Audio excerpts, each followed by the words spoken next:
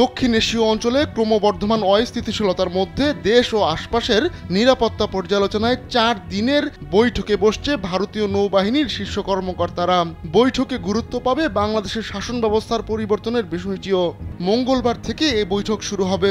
ভারতের সংবাদ মাধ্যম এনডিটিভি এক প্রতিবেদনে তথ্য জানিয়েছে।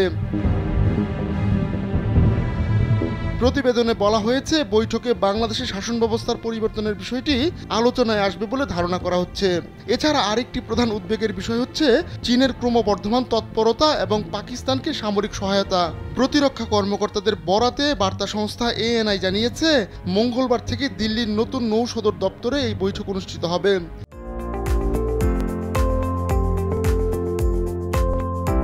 চলতি বছরের এপ্রিলে অ্যাডমিরাল দীনেশকে ত্রিপাঠী নৌবাহিনীর প্রধান হিসেবে দায়িত্ব নেওয়ার পর সেখানে এটিই হবে প্রথম সম্মেলন। এনডিটিভি জানিয়েছে, সম্প্রতি লখনৌতে জয়েন্ট কমান্ডারদের সম্মেলনে অপ্রত্যাশিত পরিস্থিতির জন্য প্রতিরক্ষা বাহিনীকে প্রস্তুত থাকার নির্দেশ দেন ভারতের প্রতিরক্ষা মন্ত্রী রাজনাথ সিং। তার এই আহ্বানের পর 4 দিনের এই বৈঠকের এমন ঘোষণা এলো।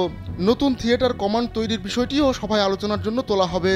এছাড়া নৌপ্রধান সব কমান্ডারকে সবসময় হাই অপারেশনাল প্রস্তুতি বজায় রাখার নির্দেশ দিয়েছেন। চলতি বছরের শুরুতে জলদস্যু এবং ড্রোন হামলার বিরুদ্ধে ভারতীয় নৌবাহিনী বেশ কিছু সাফল্য অর্জন করেছে বলে ওই প্রতিবেদনে উল্লেখ করা হয়। সেখানে বলা হয়, নৌবাহিনীর শীর্ষ বৈঠকে চীনের আগ্রাসী কৌশল এবং এডেন উপসাগরে নৌবাহিনী তাদের কার্যক্রম পর্যালোচনা করবে। ভারতের নৌবাহিনী বছরে 2 বার কমান্ড সম্মেলন করে। এ সম্মেলনে সব সিনিয়র কর্মকর্তা তাদের কার্যক্রম উপস্থাপন করেন।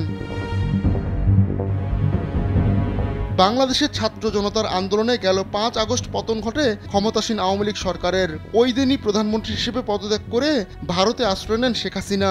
এ নিয়ে ঢাকা নয়াদিল্লি সম্পর্কে টানাপোড়েন চলছে। দীর্ঘদিনের বন্ধু রাষ্ট্রে ক্ষমতার পট পরিবর্তনে নয়াদিল্লিও বেকায়দায় পড়েছে। এবার বাংলাদেশের বর্তমান পরিস্থিতি নিয়ে বৈঠকে বসছে ভারত। আহমদুল্লাহ শিকদার, কালবেলা ডেস্ক।